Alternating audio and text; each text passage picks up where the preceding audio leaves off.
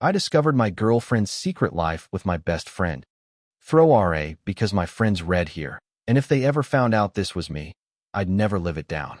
I guess I just need somewhere to put all of this, because I feel like my world is spinning apart, and I can't talk to anyone about it. So here goes. I'm 29 years old, male, been with my girlfriend. Let's call her Jess, 27 years old, female. We met at a friend's birthday party, one of those nights where everything just clicked. She was smart, funny, and we ended up talking until sunrise. A few weeks later, we were officially together. I've always thought Jess and I had something special. We built our routines, Sunday movie nights, hiking trips, little inside jokes that only we'd get. She'd become the center of my world. My best friend, Matt, 30M, was a huge part of our lives, too. We'd all hang out as a group. Game nights, parties, trips to the lake in the summer. Honestly, sometimes it felt like the three of us were a little family. I thought I had everything a guy could want. But lately, I can't shake the feeling that something's off. It wasn't just my imagination. Things kept getting stranger. Jess's schedule suddenly got a lot busier, especially on nights I had to work late. She'd get home hours after I did, claiming she was with the girls or just needed some air. I tried to play it cool, but inside I was replaying every conversation, every small detail, hunting for clues I hoped didn't exist. One night, I noticed Matt had posted a story on Instagram, just a shot of some late-night tacos and a movie in the background. An hour later, Jess came home smelling like Mexican food, claiming she'd eaten at a different place across town. The coincidence gnawed at me.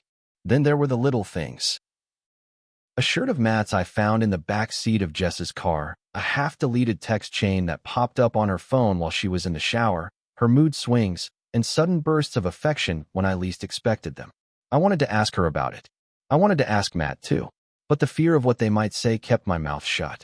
Instead, I just watched and waited, hoping I was wrong. But deep down, I think I already knew. I wish I could say there was some huge, dramatic revelation. A confrontation, a hidden camera, a private investigator. But the truth came out in the smallest, messiest way possible. One Friday night, Jess said she was going out for drinks with her friends. Matt texted me to say he had to work late and couldn't make our usual guys' night. I ordered takeout and settled in for a solo evening. Around midnight, I realized Jess still wasn't home, so I shot her a text. No reply. Restless, I scrolled through Instagram.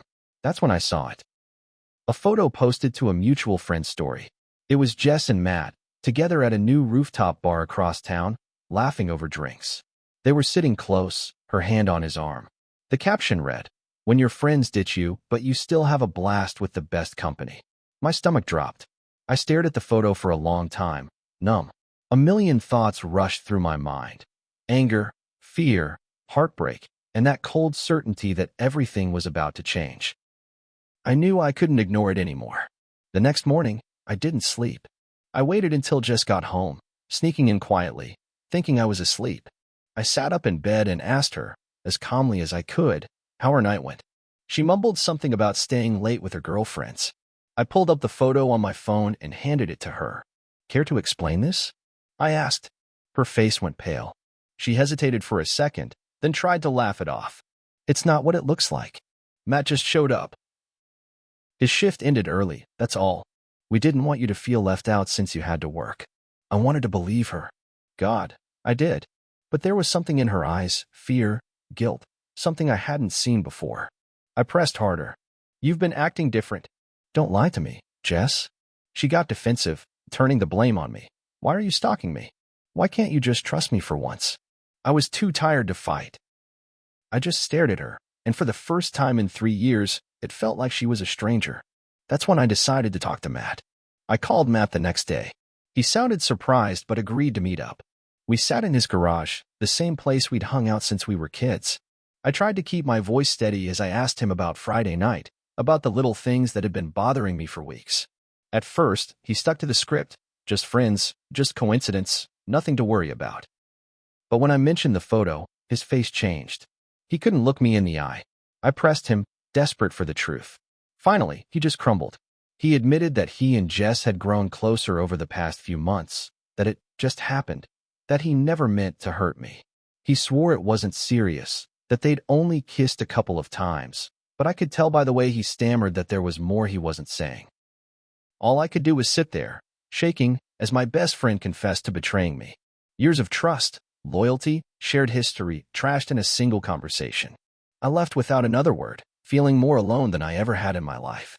The next few days were a blur. I didn't answer calls or texts from Jess or Matt. I barely left my apartment, just replayed every memory, every inside joke, every late night, every time I thought I was lucky to have these two in my life. My friends noticed right away that something was off. A couple of them reached out, gently asking if I was okay, if something had happened between me, Jess, and Matt. Word gets around fast in our circle. Some people seemed to know, or at least suspect, more than I did. That hurt more than I expected. Jess tried to talk. She left notes, voicemails, and even showed up at my door once, crying and begging me to hear her out. I couldn't face her. Not yet. Maybe not ever. Matt, too, sent a long text apologizing, saying he didn't want to lose our friendship over a mistake. But how do you forgive a mistake like that? For the first time, my life felt like it belonged to someone else, a stranger caught in a story he never asked for. Eventually, I couldn't hide forever. Jess showed up at my place again, refusing to leave until I talked to her. I let her in, mostly out of exhaustion. She broke down in tears. She admitted she and Matt had been seeing each other behind my back for months. At first just as friends, then something more. She swore it wasn't planned, that it just happened because I was too distant and she needed someone to talk to. She insisted she never stopped loving me, that she was confused, that she'd end things with Matt if I'd just give her another chance. The words all blurred together. Excuses, apologies, desperate promises. I asked her why she didn't just tell me, why she let it go on for so long. She just kept crying, saying she was scared, ashamed, and didn't want to lose me or our life together. I didn't have the energy to yell. I just sat there, numb, realizing I didn't know the person sitting in front of me anymore. When she finally left, the apartment felt emptier than ever. In the aftermath, everything changed. I blocked both Jess and Matt on my phone and social media. Our mutual friends took sides. Some thought I should forgive. Others called what they did unforgivable. Every place I went in town felt like a minefield. People who once waved now looked away, unsure of what to say. My family tried to help, inviting me over for dinners and checking in constantly. My mom said, "You're better off finding out now." My dad, less gentle, muttered something about snakes in the grass. It helped a little, but mostly, I just felt numb. Nights were the worst. I replayed old memories. First dates, birthdays, all the times I thought Jess and Matt were making me happier, not making a fool of me. I wondered what signs I'd missed, if I'd somehow deserved it, if trusting people was just a mistake. It took weeks before I could even think about what came next. Forgiveness seemed impossible, but holding on to so much anger felt even worse. It's been a few months now.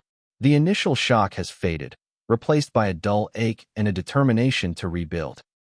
I started seeing a therapist, mostly to make sense of my feelings, anger, sadness, betrayal, and the fear of ever letting anyone that close again. Jess moved out. Matt stopped trying to contact me. Some friends drifted away.